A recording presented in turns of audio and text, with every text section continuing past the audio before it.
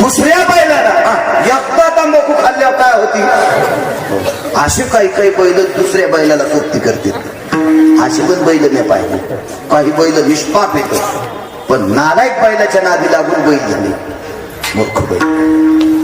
रेडे कशात तोरण तो रेडे.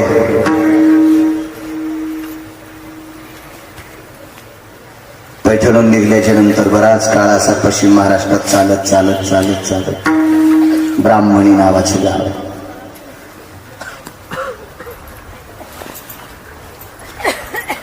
या वाटचालीमध्ये, या प्रवासामध्ये पश्चिम महाराष्ट्रात तो रेड्या शांत झाला. आळे फाटा नावाचं, आळे नावाचं गाव आहे. त्या आळे नावाच्या गावात त्या रेड्याला समाधी दिली. तिथं रेड्याची समाधी म्हणत नाही, त्या रेड्याला माऊलीची समाधी म्हणतात.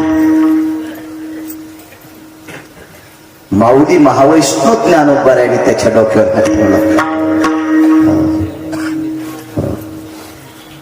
वृक्षामय अथर्वान् शीर्षाभयस्थितेषु वेदोक्त प्रकन्नो भयस्थितानाः रसनां प्रगल्भेतु जायते रंभापत्र जिव्हानां सुचाग्रतो के भयस्थितेषु. वेद म्हणण्यासाठी केळीच्या पानासारखी जीभ पातळ पाहिजे, सुईच्या आणीसारखी टोकदार जीभ पाहिजे, तर पाणिनीचे सूक्त म्हणता येतात. निधियाम निधिपती भयती संग सुधो भया भय जायन्ते कश्मीर सकलति चंद्र परा निधियाम भयति सुकलति जाय शास्त्र प्रणायति मुच्यन्ते दुष्टा भय सकल सुना पर्वती कल्याय तत्व भय सकल सुना सरिता मोहम भयं निधि आपां गतियां निरंति जाय शिवास्करोति तेज भया दिनपति भयन छिन्न भया निशापति भय जायन्ते निशापति भय जायन्ते निशापति भय जायन्ते. नाही कळू द्या, पण कानाला किती गोड वाटलं. माणसाला शक्य नाही म्हणणं, चुकतंय रस्व दीर्घ आपलं, पण रस्व दीर्घ न चुकता ज्याच्या मुखारविंदातून वेद वदवणार सामान्य ताकद. कोणाची कृपा असेल? ज्ञानोबारायांची कृपा.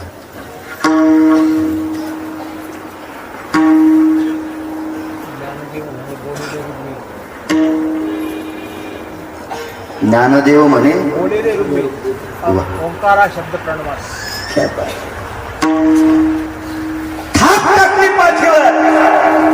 आणि आळंदीतल्या मालकांनी सांगितलं, बोल रे बोल, बोल रुवेद बोल. इतका सुंदर वेद मुखारविंदातून पडत होते, जे वेद वाचणारे लोक डायरेक्ट घेऊन बसले होते. आपलं कुठे चुकते लिहायला, आपलं कुठे चुकलंय. रेड्याच्या मुखातून वदलेल्या वेदाच्या वाणीतून बाकीच्या आमच्या लोकांनी स्वतःच्या चुका दुरुस्त केल्या. इतका बिनचूक वेद रेड्याच्या मुखारविंदातून त्यांना कृपा कोणाची?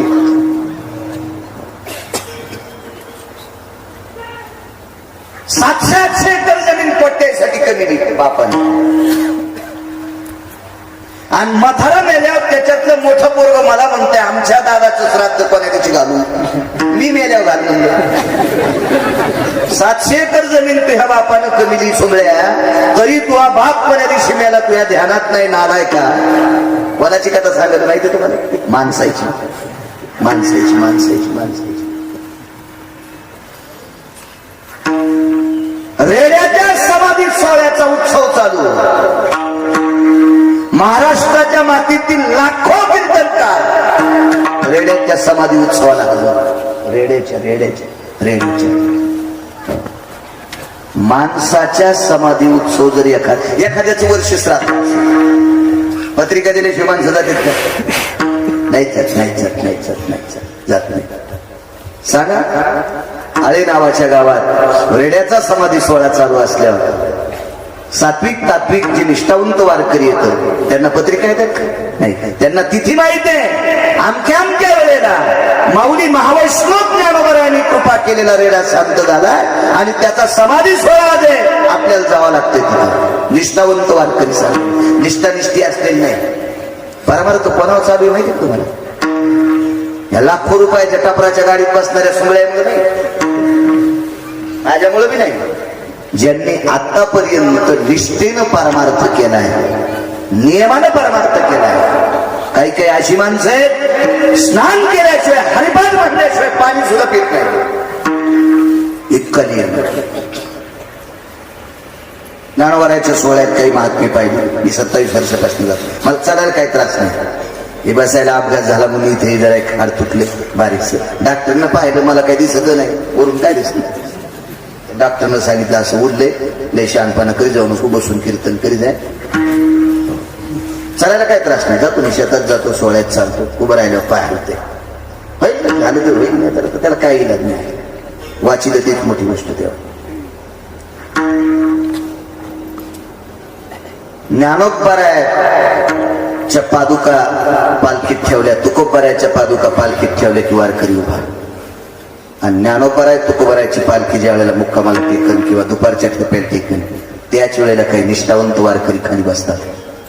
तोपर्यंत रस्त्याला बसत नाही. इतकी निष्ठा देवावर आहे. त्या लोकांमुळे सांगतात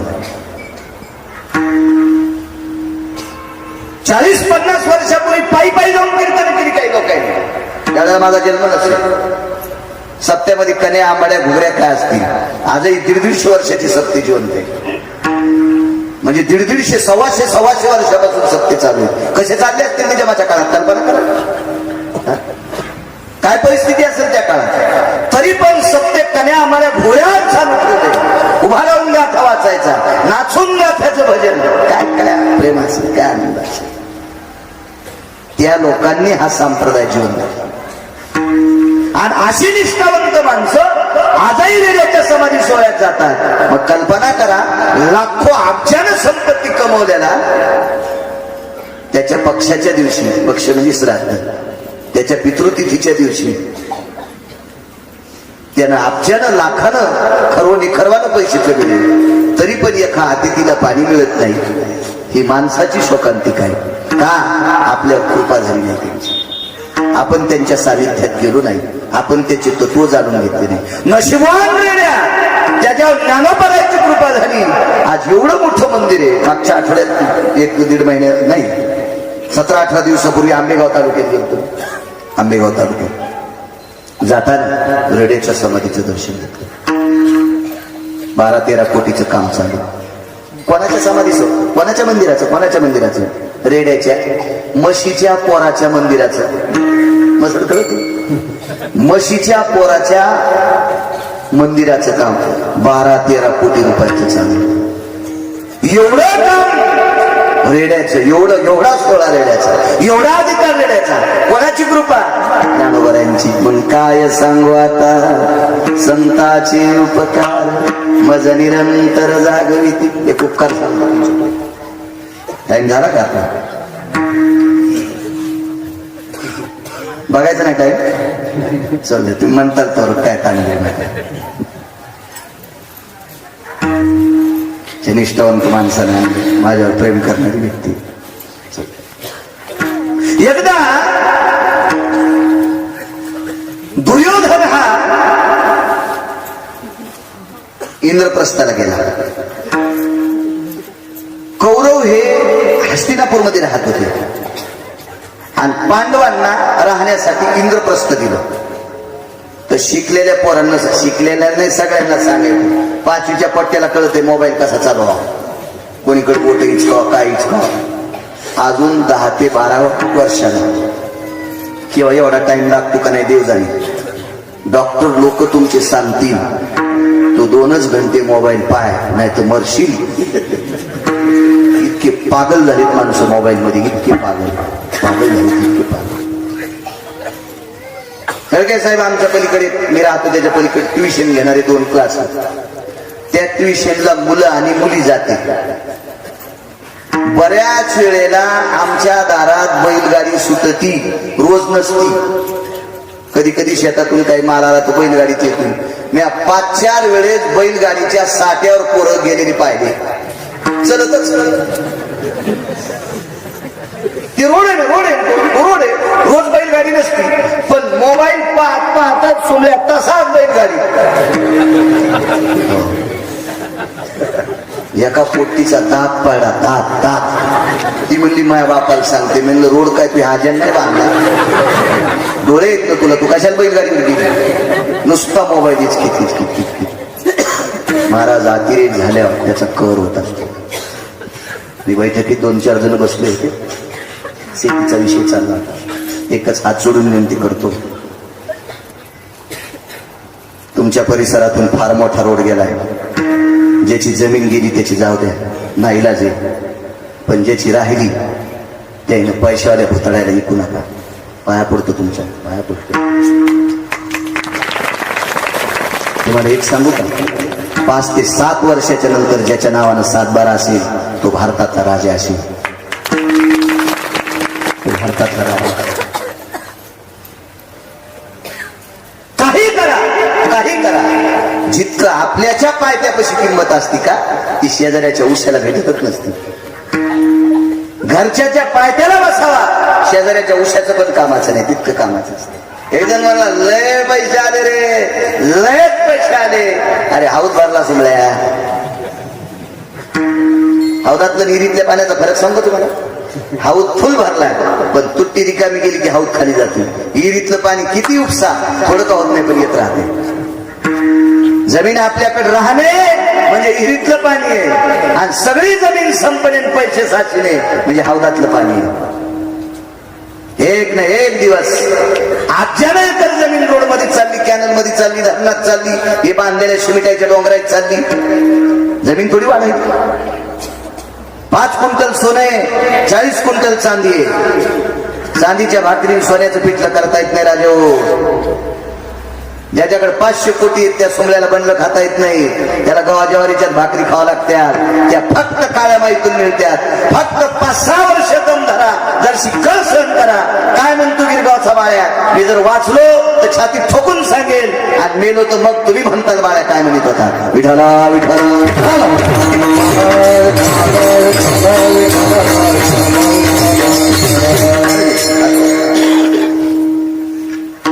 पाचूच्या पोराला सुद्धा कळत आहे इंद्रप्रस्थ कुठे, आज हस्तिनापूर कुठे, गांधार देश कुठे, वंग देश कुठे, अमक्या अमक्या देशाला त्या मराठीतल्या नावायला आता इंग्रजीतली वेगळी नावं आली. वंग नावाचा देश ध्यानात ठेवा. कशाला म्हणतात वंग देश? या वंग नावाच्या देशात भारतातला शिव राज्य करीत होता. त्या शिवाचं नाव होतं कर्ण. त्या देशातून 349 पैकी एक गंगा वाहत होती. त्या गंगेचं नाव होतं चर्मन्वती नावाची गंगा. त्या गंगेच्या तीरावर वृषादी नावाची साध्वी स्त्री, या भारतातली पवित्र स्त्री आणि या भारतातला पवित्र कर्ण, या दोघांचं लग्न त्या चर्मन्वती नावाच्या गंगेच्या तीरावर झालं. म्हणून मंगलाष्टकामध्ये चर्मन्वती नावाच्या गंगेचा उल्लेख केला जातो. कर्णाचं चरित्र ऐकल्याच्या नंतर 90 वर्षाच्या म्हाताऱ्याचं रक्त पळतंय. इतका कर्ण शूर होता महाभारतातला. बघत जा कधी कधी आपलं, बघत जा. आता कंटाळ्या खाली बसा, बसत बसत नाही काय नाही. माझ्याकडे लावलं शेत केले, मागच्या बायाच्या शापण तुमच्या पाठीला इष्टू लागले. कधी कधी खाली बसत ते तुम्ही गण मला मदत घ्याले, पण ते म्हणते मेला कौनच मुळावर आला आमच्या, किंवा आम्हाला त्या हातात दिसू देईल. असं होतं ना कधी कधी. म्हणजे कधी 4-2 मिनिटं खाली बसायचं. विठाला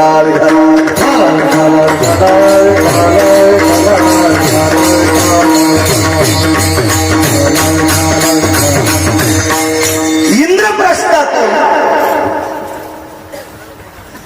भीमदादा नालायक दुर्योधनासोबत गेले.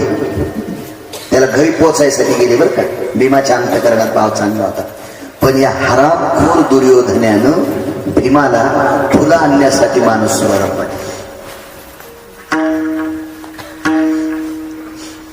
गेला. माणसाकडे सत्ता, संपत्ती आणि तारुण्य 3 गोष्टी एकत्रित आल्या की माणूस कोणाला मोजित नाही. सत्ता, संपत्ती आणि तारुण्य. 10-5 लाख रुपये शिल्लक असावा, राम पण घालीत नाही सोबळ्या. आपल्याला काय करायचं? एखादा कोटी असल्या सप्त, आणि काय होतं सप्त्यानं? आणि काय करायचं भजन, आणि काय मागायचं देवाला? त्याजवळ आहेच किती सोबळ्या, शेळीचं शापटाड, माशी उठणं, रिकामी बसणं, रिकामी जागा झाकणं, आहेच काय? लाख रुपये, 1 कोटी रुपये म्हणजे काय? उमरातल्या किड्यासारखा असा फोम फोम फोम फोमच करतो. हो, त्या खड्ड्यातल्या बेंडी आपल्याकडे इथे काहीच नाही समजा. अरे काहीच्या आयुष्यातली बुटाड तर तुझी संपत्ती आहे. नाही मोठे जगात लोक खूप मोठे. आपण किती जरी मोठे असले तर त्या मोठे इतके मोठे नाही, ते लक्षात घ्या. पंढरपुरातल्या मोठे इतके मोठे नाही. एक सांगू का तुम्हाला? मोठा त्याला म्हणायचंय, तुम्हाला आणि मला इथे किती दिवस ठेवायचं, कोण्या दिवशी मळ्यात येऊन फुकायचंय, हे ज्याच्या हातात आहे त्याला मोठा म्हणतात. आणि म्हणून त्या मोठ्याचं कधी कधी अंतःकरणात नाव घेतलं पाहिजे. अशा ब्रह्मांडाच्या मालकाचं चिंतन करत बसलेला एक संन्यासी, त्या संन्याशाचं नाव मारुतीराय. काय सांगू आता संतांचे उपकार. मारुतीराय अनुष्ठानाला बसले होते. मानस सरोवर होतं आणि मानस सरोवरामध्ये सुवर्ण कमळाची फुलं आहेत. कमळाच्या वेगवेगळ्या जाती. एक ब्रह्मकमळ नावाची एक फुल आहे. कल्पना लक्षात घ्या. जास्त काही उगा आठवलं म्हणून सांगतो. बाकीची कमळ सूर्योदय झाल्यावर उमलतात. सूर्योदय झाला की कमळ उमलतय आणि सूर्यास्त झाला की कमळ विटतय. पण ब्रह्मकमळ याच्या विरोधात आहे. ते फक्त रात्रीच उमलतय. असे एकच कमळ आहे, त्याला फक्त ब्रह्मकमळ म्हणतात. बाकी सर्व कमळांची तोंड वर येतं. असं एकच कमळ आहे, त्याचं तोंड खाली. त्याचं कारण आता नाही सांगत कीर्तनात. विठाला विठा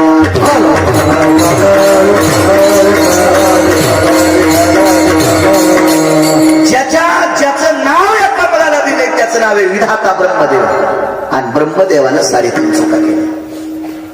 म्हणून पुष्प सुद्धा लाजलं.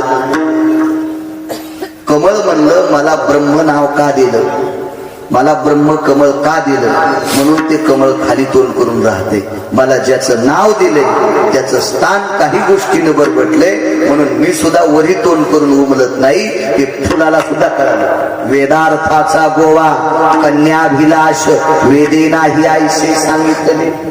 फुलाला म्हणून एकटं फुल आहे कमळाचं, ते ब्रह्म कमळाचं, ते खाली तोंड करून जन्माला येते. खाली तोंड. चला, मानस सरोवरामधून सुवर्ण कमळ आणायला सांगितली. धार दिसून टाकली. सत्ता, संपत्ती, तारुण्य एकत्रित आलंय की माणूस कोणाला मोजित नाही. भीमाकडे 3 गोष्टी होत्या. तारुण्य, शक्ती होती. इंद्रप्रस्थाच्या राजाचा पुत्र होता, म्हणजे भावाचा. हे 5 भाऊ राजे इंद्रप्रस्थाचे. संपत्ती होती. 3 गोष्टी होत्या त्यांच्या. धार दिशी पाण्यात उडी टाकली. उडी टाकल्याबरोबर इतकं पाणी उडालं की मारुतीराय जिथं अनुष्ठान करत होते तिथं पाऊस पडल्यासारखं. मारुतीराय डोळ्यावर, हे कोण कोण कोण, हे कोण आहे? पण आता मारुतीरायाचा अधिकार मोजायला विधात्याकडे तराजू नाही. पण शरीर कोणाचं होतं? वानराचं शरीर होतं. वानराचं. मग भीमाच्या लक्षात आलं मी राजपुत्र आहे आणि राजपुत्राला वानर सांगायले. वरच्यावर जायचं नाही बरं कधी. बरीच माणसं वरच्यावर बोलत. एका माणसाची इतकी टोपी कडक होती की त्या टोपीनं सोयाबीन कापता यावं, इतकी टोपी कडक. पण बायको 7 बायच्या मिरच्या तोडायला. आणि नवऱ्याची टोपी इतकी कडक, आकड्याची टोपी, सोयाबीन कापता आली त्या टोपी, इतकी टोपी कडक.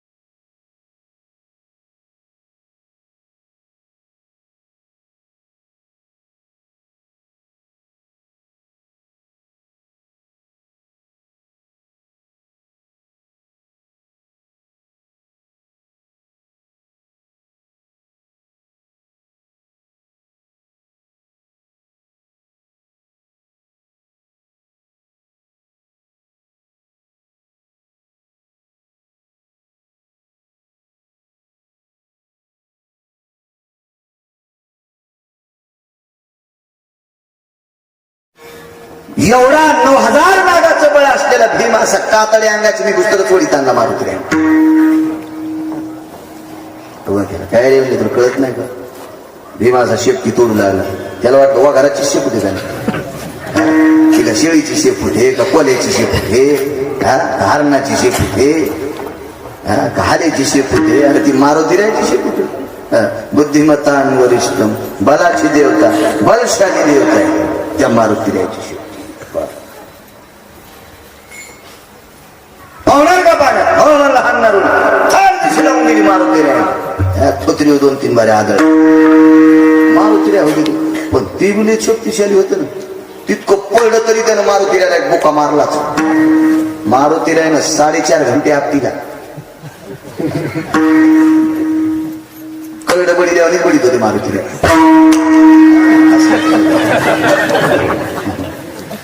ज्यांच्या बँकेवाल्याला कळले माहिती देतात का तुमच्याकडे कळले? नाही आधी होते ना, आधी म्हणजे तुमचा जन्मच नव्हता तेव्हा होते. आता कळले कोण केली नसतं काय तर काळांच्या 4.5 तासाच्या नंतर मारुतीराय म्हणले तुझे आई वडील कोण? मी म्हणलं आरोप का मिळेल?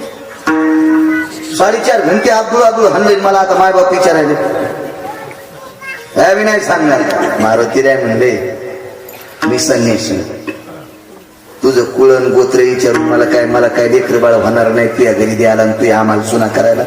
मी याच्याकरता तुला आई वडिलाचं नाव विचारायलो. मला बरेच शक्तिशाली भेटले, पण मी लय जणांची पुत्र फोडले. 4-2 बुक्के हाणले होते, पळून गेले. पण 4.5 घंटे रट्टे द्यालो तरी तू घेईस नस. याच्याकरता तुझी आई बाप कोणी सांग. मी पन्नू राजाचा मुलगा आहे. अरे पन्नूराचा लेकरच नाही. मी म्हणला लेकर नाहीत मग आम्ही गावसाले येत. मारुतीरायचं चुकलं नाही, कारण सांगू, कारण पंडूला शाप होता ना, शाप होता आणि शापामुळे आपत्ती होणार नव्हती. पण दुर्वासाच्या कृपा आशीर्वादाने 5 आपत्ती झाली. 5 देवाचे 5 मंत्र. आपण मी वरुण पुत्र वायुपुत्र आहे, वायुपुत्र. भीम हा वायूच्या मंत्राचा आहे. दुर्वासाच्या कृपादाने 5 मंत्र दिले त्याने. 5 मंत्र त्याच्यापैकी कर्मसुद्धा एक आहे. कर्मसुद्धा 4 मंत्राची 4च झाली. कोणती 2 माद्रीला कर्ण त्यांचाच आहे, पण तो अपघातात जन्माला आला. तळहातावरी जन्माला गंगे भितरी सोडून दिला. नाही वस्त्राने झाकीला कर्ण तो पांडवरे पहिला. मी वायुपुत्र आहे. वायुपुत्र म्हटल्याबरोबर मारुतीरायच्या डोळ्यातून पाणी आलं. अरे तू तर माझा भाऊ आहेस. भीम म्हणले कातडीने पुस्तक हाणलं ना, आता भाऊ म्हणायला. भाऊ भावाला मारित असतो का? अरे म्हणजे माहित नव्हतं, आता माहित झालं तू माझा भाऊ. आपण कोण? मी वायुपुत्र आहे, मी अंजनी पुत्र आहे, मी पवन पुत्र आहे. आणि तू पवन मंत्राचा आहेस. त्याच्याकरता आपल्या दोघांचं भावाचं नातं आहे. भीमदादा झालं गेलं गंगेला मिळालं, मला एकदा तुला आलिंगन देऊ दे, हृदयाची भेट करायची. पण भीमाला लक्षात 4.5 घंट्यात आपटू मारले, अंगाला कातड फुलं नाही. बेट्याला जर आलिंगन दिलं ना तर पहाट्या मोळ्यासारख्याच आपले फासुल्या मोडून टाकले. भीमाला याच्या नादी लागायचं ना. काय सांगू आता संतांची उपकार, काय रेड्यावर कृपा केली माझ्या नामाला. आयुष्य गेलं काय काय माणसायचं. त्याच्या जिद्यापणी कोणी पाया पडलं नाही, मेल्या बी त्याच्या मळ्याला कोणी नमस्कार केला नाही. 700 वर्ष होऊन गेले तरी पण असत्या रेड्याच्या समाधीचं दर्शन आहे. हो, रोज सकाळी नित्यपूजा आहे.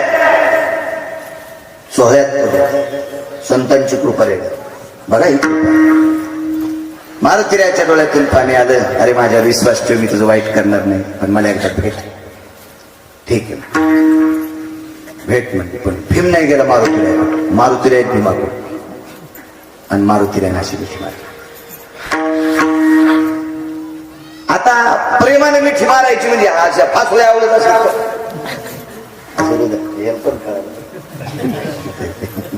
अशी आलिंगन देते माणूस.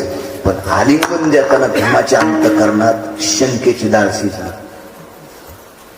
शंकेचं गाठलं शिकलं. आपण याला जर प्रेमानं मोकळ्या अंगाने जर मिठी मारली तर आपल्या फासुऱ्या मोडीन गडे म्हणजे असे जरा टाईट राहिले आणि आलिंगत सुटलं. मारुतीरायनं हातात पाणी घेतलं, संकल्प सोडला. जे आईनं मला जन्म दिलाय त्या आईचं नाव आहे अंजनी. पण जितकी मला अंजनी प्रिय आहे तितकी या भारतातल्या प्रत्येक स्त्रीला मी अंजनी म्हणूनच पाहतोय. अशी जर माझी वृत्ती असेल तर माझं अंग भीमा तुझ्या अंगाला जिथं जिथं लागलंय तितकं अंग वज्राचं होईल. आणि भीमाचं अर्ध शरीर मारुतीरायच्या अंगाला चिटकलतं, तितकंच वज्राचं झालं. म्हणून 3.5 वज्रापैकी अर्ध वज्र भीम आहे. घरी गेले, आईला सांगितलं, कुंतीला सांगितलं, धर्माला सांगितलं, अर्जुनाला सांगितलं, नकुल सहदेवाला सांगितलं. कर्मनो गहनोगती. त्या दिवशी द्वारकेचे मालक, पंढरपुरातले मालक सुद्धा इंद्रप्रस्थला आलेले होते. भीमाचं अर्ध शरीर वज्राचं पाहिल्यावर पंढरपुरातल्या मालकाचं अंतकरण भरून आलं. भीमा, काय साधना केलीस रे की जेणेकरून तुझं शरीर अर्ध वज्राचं झालंय? सगळं झालं असतं तर या नालायक दुर्योधनाची ताकद नव्हती, कौरवायची ताकद नव्हती तुम्हाला इतकं त्रास देण्याची. भीमाच्या डोळ्यातून पाणी आलं. देवा, माझं सगळं झालं असतं पण मीच अर्ध अंग चिटकू दिलं नाही अंगाला.